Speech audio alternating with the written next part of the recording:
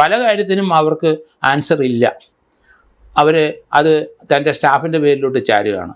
എന്ത് കാര്യമായാലും ശരി അവരെ ഒരു ടൂളായിട്ട് പാർട്ടി ഉപയോഗിച്ചു എന്നാണ് എനിക്ക് തോന്നുന്നത്. കാരണം അവരിൽ കൂടെ ആകുമ്പം സേഫായിട്ട് പണം വരും, അതിനകത്ത് വലിയ പ്രശ്നം വരുമെന്നായിരിക്കാം പാർട്ടി അല്ലെങ്കിൽ പിണറായി വിജയനൊക്കെ കരുതിയിരുന്നത്. അതിലേക്ക് മാറ്റം സംഭവിച്ചിരിക്കുന്നു. അവരിൽ വന്ന പണം എങ്ങോട്ട് പോയി എന്നാണ്, അതിന് എന്തെങ്കിലും വിവരങ്ങൾ ഏകദേശം ഇപ്പം ഇഡിക്ക് ലഭിച്ചിട്ടുണ്ടാവും. പക്ഷേ അത് നമ്മൾ ഉദ്ദേശിക്കുന്ന മുൻ മുഖ്യമന്ത്രിയുടെ പേരിലോ അങ്ങേരുടെ അക്കൗണ്ടിലോ അല്ലെങ്കിൽ പാർട്ടിയുടെ അക്കൗണ്ടിലോ വന്നോ ഇല്ലയോ എന്നുള്ള പ്രശ്നം. മറ്റ് പലയിടത്തുമൊക്കെ ചിലപ്പം പോയിട്ടുണ്ടാവും. അത് ഇവരെ ബാധിക്കുന്ന കാര്യങ്ങളല്ല, അവർക്കത് പറഞ്ഞു നിൽക്കാം. ലാവ്ലിൻ കേസിൻ്റെ കാര്യങ്ങൾ നമുക്കറിയാമല്ലോ. അതിനകത്ത് പണം എവിടെ വന്നതെന്ന് എല്ലാവർക്കും അറിയാം. ആ പണം വന്ന് നേരിട്ട് ഇവരുടെ കയ്യിൽ വന്നിട്ടില്ല.